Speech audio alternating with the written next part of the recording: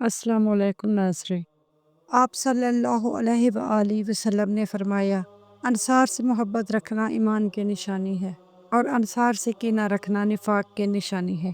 صحیح بخاری حدیث نمبر 17۔ عبادہ بن صامت رضی اللہ تعالی عنہ جو بدر کی لڑائی میں شریک تھے اور لیلۃ العقبہ کے 12 نقیبوں میں سے تھے، فرماتے ہیں کہ رسول اللہ صلی اللہ علیہ وآلہ وسلم نے اس وقت جب آپ کے گرد صحابہ کی ایک جماعت بیٹھی ہوئی تھی، فرمایا کہ مجھ سے بیعت کرو، اس بات پر کہ اللہ کے ساتھ کسی کو شریک نہ کرو گے، چوری نہ کرو گے، زنا نہ کرو گے، اپنی اولاد کو قتل نہ کرو گے، اور نہ عمدن کسی پر کوئی ناحق بہتان باندھو گے، اور کسی بھی اچھی بات میں خدا کی نافرمانی نہ کرو گے۔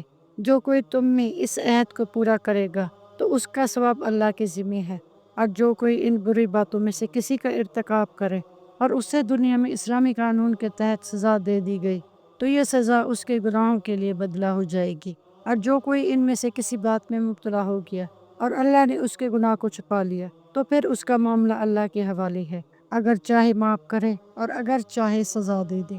عبادہ کہتے ہیں کہ پھر ہم سب نے ان سب باتوں پر آپ صلی اللہ علیہ وآلہ وسلم سے بیعت کر لی۔ صحیح بخاری حدیث نمبر 18۔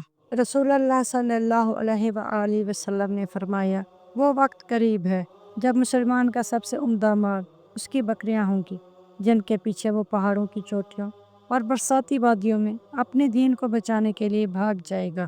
صحیح بخاری حدیث نمبر 19۔ رسول اللہ صلی اللہ علیہ وآلہ وسلم لوگوں کو کسی کام کا حکم دیتے تو وہ ایسا کام ہوتا جس کے کرنے کے لوگوں میں طاقت ہوتی۔ اس پر صحابہ رضی اللہ تعالی عنہ نے عرض کیا کہ یا رسول اللہ صلی اللہ علیہ وآلہ وسلم، ہم لوگ تو آپ جیسے نہیں ہیں، آپ تو معصوم ہیں اور آپ کے اللہ پاک نے اگلی پچھلی سب لغزشیں معاف فرما دی ہیں، اس لیے ہمیں اپنے سے کچھ زیادہ عبادت کرنے کا حکم فرمائیے۔ یہ سن کر آپ ناراض ہوئے، حتیٰ کہ خفگی آپ کے چہرہ مبارک سے ظاہر ہونے لگی۔ پھر فرمایا کہ بے شک میں تم سب سے زیادہ اللہ سے ڈرتا ہوں اور تم سب سے زیادہ اسے جانتا ہوں، بس تم مجھ سے بڑھ کر عبادت نہیں کر سکتے۔ صحیح بخاری حدیث نمبر 20۔